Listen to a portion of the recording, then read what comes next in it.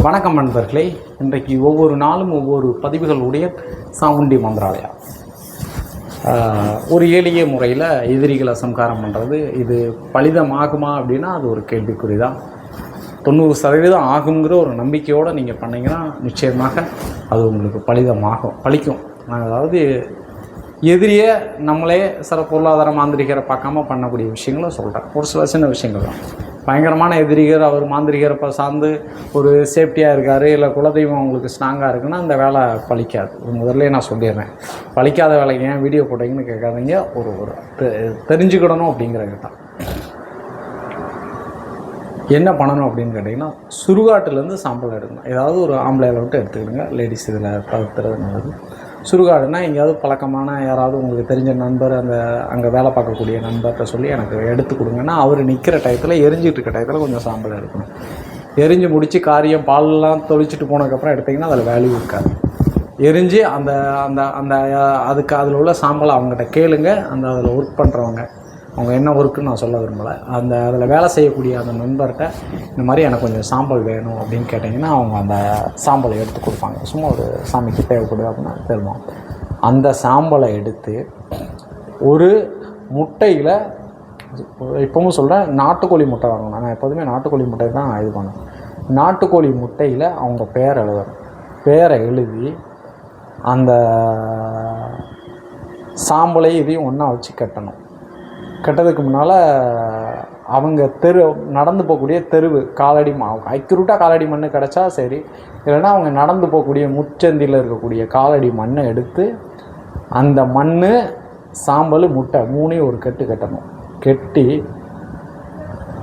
உங்களுக்கு எந்த தெய்வங்கள் பிடிச்சிருக்கோ, இல்லை எல்லையில் இருக்கக்கூடிய காளி, கால பைரவர், இதை மாதிரி முக்கியமான பலி கொடுக்க தெய்வங்களை நினச்சி ஒரு மூட்டையில் கட்டி மண் கலையம்னு சொல்லுவோம் இல்லையா, அந்த குழுவைன்னு சொல்லுவோம். அதை மண்குழுவை, மண் கலையம், நம்ம பெரும்பாலும் கலையம் தான் சொல்லுவோம்.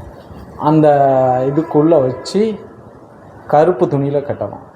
கருப்பு துணியில் கட்டி இடுகாடுன்னு இருக்கும். இடுகாடுனா அதிகமாக இருக்கக்கூடிய சில மதம் சார்ந்து இருக்கும், அதை நம்ம சொல்லலை. இடுகாடில் போயிட்டு கொஞ்ச நாளில் புதைச்சிருப்பாங்க இல்லையா, புதைச்சிருக்க அந்த இடத்துல ஒரு சில நவதானியங்கள் முளைச்சிருக்கும். அதுக்கு பேர் குழிப்பச்சலம்பம். அது ஒரு மை செய்கிறதுக்கு உண்டான பச்சளைகள். அது உள்ளே புதைச்சிட்டு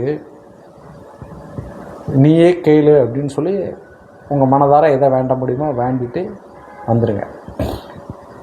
ஒவ்வொரு வெள்ளிக்கிழமையும் போய் பூவும் பாலும் போட்டுகிட்டே வாங்க. போட்டு இதாயிரணும் நீங்கள் என்ன நினச்சி பண்ணுறீங்களோ அதை பண்ணணும். நல்லா புரிஞ்சுக்கிடுங்க.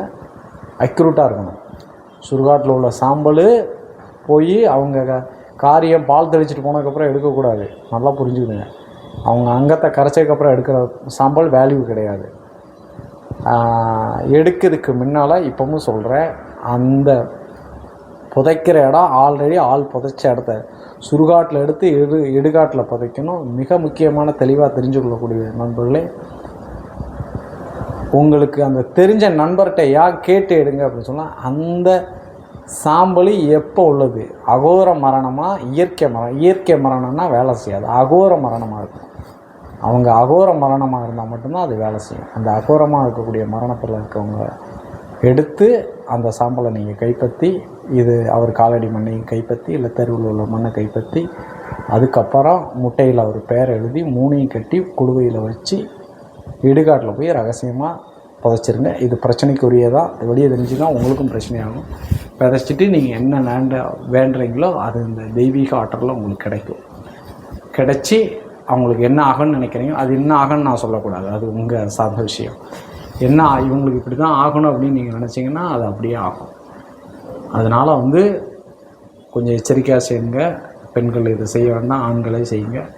அவங்க ஏதாவது குலதெய்வத்துக்கு இது கட்டுக்கிட்டு போட்டிருந்தாங்கன்னா வேலை செய்யாத. இது உங்களுக்கு ஏதாவது சைடு எஃபெக்ட் ஆகுமானா ஆகாது. பெண்கள் போக வேண்டாம்னா சுடுகாட்டுக்கு நைட்டத்தில் போயிட்டு எதுவும் பிரச்சனை ஆகுமே அப்படிங்கிறதால நீங்கள் முடிஞ்ச அளவு அங்கே ஒர்க் பண்ணுறவங்க, வேலை செய்கிறவங்க மூலியமாக நீங்கள் அந்த பொருளை எடுங்க. புதைக்கிறதுமே அவங்க மூலியமாக புதைச்சிங்கன்னா உங்களுக்கு நல்லாயிருக்கும். ஒரு 500 எங்களுக்கு இப்படி மாந்திரிகருக்கு 10,000 20,000 1,00,000 கொடுக்குறத அவங்களுக்கு ஒரு 1000 500 கொடுங்க. உங்களுக்கு அந்த வேலைகளை பார்த்துக்குவாங்க. வெள்ளிக்கிழமை மட்டும் நீங்கள் போய் அதை வழிபட்டு வாங்க. எதிரிகள் தன் பக்கம் வசமாகவும் ஆகலாம், அவங்களுக்கு சங்காரமாகவும் ஆகலாம். அது நீங்கள் எந்தவாறு வழிபடுவீங்க அப்படிங்கிறதான். இது சித்தர்களுடைய ரகசிய ஆய்வுகள். இதை நிறைய பேர் பண்ணி பார்த்துருக்காங்க. இதனுடைய ரிசல்ட்டு நல்லா இருக்குது அப்படின்ட்டுருக்காங்க. ஆனால் பண்ணுறது கஷ்டம். ஈஸியாக நான் சொல்லிடலாம், இதை பண்ணுங்கள் அதை பண்ணுங்கள். நாங்கள் பண்ணுறோன்னா எங்களுக்கு அதுதான் வேலை. புனம் இருக்கிற நண்பருக்கு அங்கே எப்படி வேலையோ அதே மாதிரி தான் எங்களுக்கு பூஜை பண்ணுற வேலை. 2 பேருமே ஒரே இதில் தான் இருக்கோம். அதே மாதிரி நீங்கள் பண்ணுங்கள். 100% நம்பிக்கையோடு பண்ணுங்கள். கால பைரவனும் காளியும் நம்பி பண்ணுங்கள். உங்களை கைவிடாது. உங்கள் எதிரி உங்களுக்கு என்னவாறு ஆகுன்னு நினைக்கிறேன் அந்த மாதிரி ஆவார். நண்பர்களே, அடுத்த பதிவு சந்திப்போம். நன்றி, வணக்கம்.